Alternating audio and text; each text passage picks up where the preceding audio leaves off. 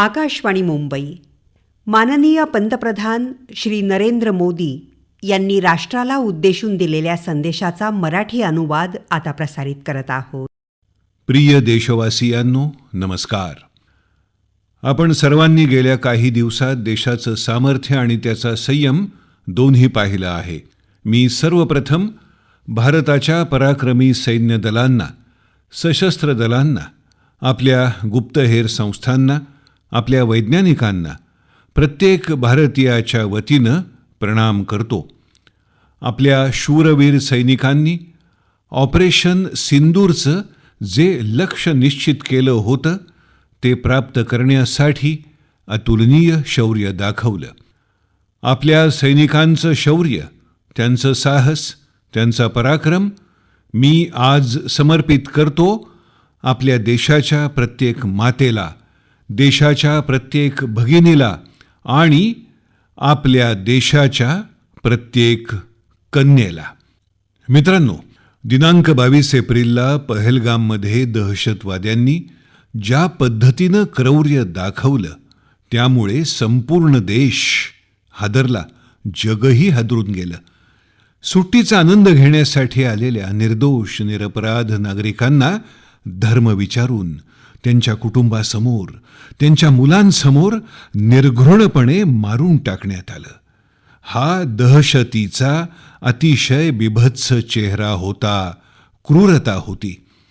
देशातील सद्भावना भंग करण्याचा हा किळसवाणा प्रयत्न होता. व्यक्तिगत स्वरूपात मला याचा खूप त्रास झाला. या दहशतवादी हल्ल्यानंतर संपूर्ण देश, प्रत्येक नागरिक, प्रत्येक समाज, प्रत्येक वर्ग, प्रत्येक राजकीय पक्ष एकमुखानं, एकजुटीनं दहशतवादाविरोधात कठोर कारवाईसाठी उभा राहिला. आम्ही दहशतवाद्यांना धूळ चारण्यासाठी भारताच्या सैन्य दलांना पूर्ण मुभा दिली आणि आज प्रत्येक दहशतवाद्याला, प्रत्येक दहशतवादी संघटनेला हे पुरेपूर समजलंय की आमच्या भगिनींच्या आणि आमच्या मुलींच्या कपाळावरचं कुंकू पुसण्याचा परिणाम काय होतो. मित्रांनो, ऑपरेशन सिंदूर हे फक्त एका कारवाईचं नाव नाही. देशातल्या कोट्यवधी लोकांच्या भावनांचं हे प्रतिबिंब आहे. ऑपरेशन सिंदूर ही न्यायाची अखंड प्रतिज्ञा आहे. 6 मेच्या रात्री उशिरा आणि 7 मेच्या सकाळी साऱ्या जगानं ही प्रतिज्ञा प्रत्यक्षात येताना पाहिली आहे. भारताच्या सैन्य दलांनी पाकिस्तानात दहशतवाद्यांच्या तळांवर आणि त्यांच्या प्रशिक्षण केंद्रांवर अचूक लक्ष्यभेदी मारा केला. दहशतवाद्यांना स्वप्नातही वाटलं नसेल की भारत इतका मोठा निर्णय घेऊ शकतो. पण ज्यावेळी देश एकजूट होतो त्यावेळी राष्ट्र प्रथम या भावनेने अवघा देश भारून जातो. राष्ट्र सर्वोपरी असतं. तेव्हा पोलादी निर्णय घेतले जातात, अपेक्षित परिणाम घडवून दाखवले जातात. ज्यावेळी पाकिस्तानातील दहशतवाद्यांच्या अड्ड्यांवर भारताच्या क्षेपणास्त्रांनी हल्ला केला, भारताच्या ड्रोन्सनी हल्ला केला, त्यावेळी दहशतवादी संघटनांच्या केवळ इमारतीच नाही तर त्यांचं धैर्यही डळमळीत झालं. बहावलपूर आणि मुरीद के यासारखे दहशतवाद्यांचे तळ एक प्रकारे जागतिक दहशतवादाची विद्यापीठं, केंद्र बनली होती. जगात कुठेही जे जे मोठे दहशतवादी हल्ले झाले आहेत, मग तो 9/11चा हल्ला असो किंवा लंडन ट्यूब बॉम्ब हल्ला असो, तसंच भारतातील मागील काही दशकात जे मोठे मोठे दहशतवादी हल्ले झाले त्यांचे धागेदोरे दहशतीच्या या तळांशी कुठे ना कुठे जोडलेले दिसले आहेत. दहशतवाद्यांनी आपल्या बहिणींच्या कपाळीचं कुंकू पुसलं म्हणून भारतानं दहशतवाद्यांची ही मुख्यालयं उद्ध्वस्त करून टाकली. भारताच्या या हल्ल्यांमध्ये 100हून अधिक क्रूर कर्मा दहशतवाद्यांना यमसदनी धाडण्यात आलं. दहशतवाद्यांचे कित्येक मोरखे आश्रयदाते गेल्या 2.5-3 दशकांपासून पाकिस्तानात उजळपणे राजरोस फिरत होते, जे भारताविरुद्ध कारस्थान करत होते. त्यांना भारतानं एका झटक्यात संपवलं आहे. मित्रहो, भारताच्या या कारवाईमुळे पाकिस्तान घोर निराशेच्या खाईत ढकलला गेला होता. कमालीचा हताश झाला होता, बिथरला होता. आणि याच बिथरलेपणाच्या भावनेतून त्यानं आणखी एक दुस्साहस केलं. दहशतवादाच्या विरोधात भारताच्या कारवाईला साथ देण्याऐवजी पाकिस्ताननं भारतावरच हल्ला करायला सुरुवात केली. पाकिस्ताननं आपल्या शाळा, महाविद्यालयांना, गुरुद्वारांना, मंदिरांना, सामान्य नागरिकांच्या घरांना लक्ष्य केलं. पाकिस्ताननं आपल्या सैनिकी तळांना लक्ष्य केलं. त्यांच्या कृत्यानेही पाकिस्तानचा बुरखा गळून पडला. जगानं हे पाहिलं की पाकिस्तानचे ड्रोन्स आणि क्षेपणास्त्र भारतासमोर गवताच्या काड्या काटक्यांसारखी कशी उधळली गेली. भारताच्या सशक्त हवाई संरक्षण प्रणालीनं त्यांना आकाशातच नष्ट करून टाकलं. पाकिस्ताननं सीमेवर हल्ला करण्याची तयारी केली होती, पण भारतानं पाकिस्तानच्या छातीवरच प्रहार केला. भारताचे ड्रोन्स, भारताच्या क्षेपणास्त्रांनी अतिशय अचूक हल्ला केला. पाकिस्तानी वायुसेनेच्या त्याच हवाई दळांची हानी केली ज्यांच्याबद्दल पाकिस्तानला फारच घमेंड होती. भारतानं पहिल्या 3 दिवसातच पाकिस्तानला इतकं उद्ध्वस्त केलं ज्याचा त्याला अंदाजही नव्हता. म्हणूनच तर भारताच्या आक्रमक कारवाईनंतर पाकिस्ताननं सुटकेचे मार्ग शोधायला सुरुवात केली. पाकिस्तान जगाकडे तणाव कमी करण्यासाठी विनंतीची याचना करत होता आणि जबरदस्त मार खाल्ल्यानंतर नाईलाजाने 10 मे रोजी दुपारी पाकिस्तानी सैन्यानं आपल्या DGMO बरोबर संपर्क साधला.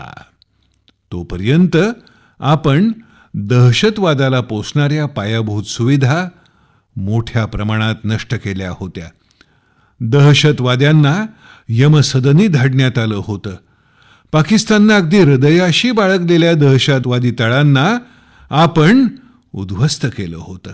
म्हणूनच जेव्हा पाकिस्तानकडून विनंतीची याचना करण्यात आली, जेव्हा पाकिस्तानकडून हे सांगण्यात आलं की त्यांच्याकडून यापुढे दहशतवादी कारवाया आणि लष्करी दुस्साहस होणार नाही, तेव्हा भारतानंही त्यावर विचार केला. आणि मी पुन्हा सांगतो, आपण पाकिस्तानमधील दहशतवादी आणि लष्करी तळांविरुद्धची आपली प्रत्युत्तरात्मक कारवाई सध्या केवळ स्थगित केली आहे. येत्या काळात आम्ही पाकिस्तानचं प्रत्येक पाऊल या निकषावर पारखू की तो नेमका कोणता दृष्टिकोन स्वीकारतो. मित्रांनो, भारताची 3ही सैन्य दलं, आपलं हवाई दल, आपलं भूदल आणि आपलं नौदल, आपलं सीमा सुरक्षा दल BSF, भारताची निमलष्करी दलं सातत्यानं सतर्क आहेत. सर्जिकल स्ट्राईक आणि एअर स्ट्राईक नंतर आता ऑपरेशन सिंदूर हे दहशतवादाविरुद्ध भारताचं धोरण आहे. ऑपरेशन सिंदूरनं दहशतवादाविरुद्धच्या लढाईत एक नवीन रेषा आखली आहे, एक नवीन मानक, एक नवीन उदाहरण घालून दिलं आहे. पहिलं, जर भारतावर दहशतवादी हल्ला झाला तर त्याला सडेतोड उत्तर दिलं जाईल. आपण आपल्या पद्धतीनं आपल्या स्वतःच्या अटींनिशी प्रतिसाद देऊ. दहशतवादाची मुळं जिथे जिथे उगम पावत असतील तिथे तिथे जाऊन आम्ही कठोर कारवाई करू. दुसरं, भारत कोणत्याही आण्विक धमकीच्या बागुलबुवाला भीक घालणार नाही. आण्विक धमकीच्या आडून फोफावणाऱ्या दहशतवादी अड्ड्यांवर भारत अचूक आणि निर्णायक हल्ला करेल. तिसरं, दहशतवाद्याला आश्रय देणारं सरकार आणि दहशतवादाचे सूत्रधार यांना आपण वेगवेगळे घटक समजणार नाही. ऑपरेशन सिंदूर दरम्यान जगानं पुन्हा एकदा पाकिस्तानचं घृणास्पद सत्य अनुभवलं. जेव्हा मारल्या गेलेल्या दहशतवाद्यांना अंतिम निरोप देण्यासाठी पाकिस्तानी सैन्याचे वरिष्ठ अधिकारी पुढे सरसावले. एखादा देश पुरस्कृत करत असलेल्या दहशतवादाचा हा जिवंत पुरावा आहे. आपण भारत आणि आपल्या नागरिकांना कुठल्याही प्रकारच्या धोक्यापासून वाचवण्यासाठी सातत्यानं निर्णायक पावलं उचलत राहू. मित्रांनो, रणांगणात प्रत्येक वेळी आपण पाकिस्तानवर मात केली आहे आणि यावेळी ऑपरेशन सिंदूरनं नवीन मापदंड जोडला आहे. आपण वाळवंट आणि पर्वतीय भागातही आपल्या क्षमतेचं शानदार प्रदर्शन केलं आणि सोबतच नव्या पिढीच्या आधुनिक युद्धनीतीतही आपलं श्रेष्ठत्व सिद्ध केलं. या ऑपरेशन दरम्यान आपली स्वदेशी बनावटीची शस्त्र प्रमाणांच्या कसोटीवर खरी उतरली.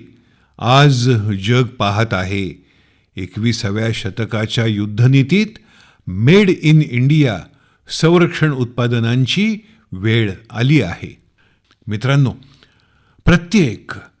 सर्व प्रकारच्या दहशतवादाच्या विरोधात आपल्या सगळ्यांची एकजूट आपली सर्वात मोठी शक्ती आहे. निश्चितच हे युग युद्धाचं नाही, परंतु हे युग दहशतवादाचंही नाही. दहशतवादाविरोधात शून्य सहिष्णुता ही एका चांगल्या जगाची हमी आहे. मित्रांनो, पाकिस्तानी सैन्य, पाकिस्तानचं सरकार ज्या प्रकारे दहशतवादाला खत पाणी घालत आहे तो एक दिवस पाकिस्तानलाच संपवून टाकेल. पाकिस्तानला यातून वाचायचं असेल तर त्याला आपल्या दहशतवादी पायाभूत सुविधा नष्ट कराव्या लागतील. याशिवाय शांततेचा दुसरा मार्ग नाही. भारताचं मत एकदम स्पष्ट आहे. दहशतवाद आणि संवाद एकत्र होऊ शकत नाहीत. दहशतवाद आणि व्यापार एकत्र चालू शकत नाहीत आणि पाणी आणि रक्त हे देखील एकत्र वाहू शकत नाही. मला आज जागतिक समुदायाला सांगायचं आहे, आमचं जाहीर धोरण राहिलं आहे. पाकिस्तानशी चर्चा होईल तर दहशतवादावर होईल. पाकिस्तानशी चर्चा होईल तर पाकव्याप्त काश्मीरवर होईल. प्रिय देशवासियांनो, आज बुद्ध पौर्णिमा आहे. भगवान बुद्धांनी आपल्याला शांततेचा मार्ग दाखवला आहे. शांततेचा मार्गही शक्तिमार्गेच जातो. मानवता, शांतता आणि समृद्धीकडे अग्रेसर व्हावं. प्रत्येक भारतीयाला शांततेनं जगता यावं. विकसित भारताचं स्वप्न पूर्ण करता यावं, यासाठी भारताचं शक्तिशाली होणं गरजेचं आहे. आणि आवश्यकता असेल तेव्हा या शक्तीचा वापरही आवश्यक आहे. आणि गेल्या काही दिवसात भारतानं हेच केलं आहे. मी पुन्हा एकदा भारताचं सैन्य आणि सशस्त्र दलांना आणि भारतीयांच्या धैर्याला प्रणाम करतो. त्याचबरोबर भारतीयांनी एकजुटीचा संकल्प करून जी शपथ घेतली आहे तिलाही वंदन करतो. खूप खूप धन्यवाद. भारत माता की जय. भारत माता की जय. भारत माता की जय. माननीय पंतप्रधान श्री नरेंद्र मोदी यांनी राष्ट्राला उद्देशून दिलेल्या संदेशाचा मराठी अनुवाद आत्ता आपण ऐकला. हा कार्यक्रम आकाशवाणी मुंबई केंद्रावरून प्रसारित करण्यात आला.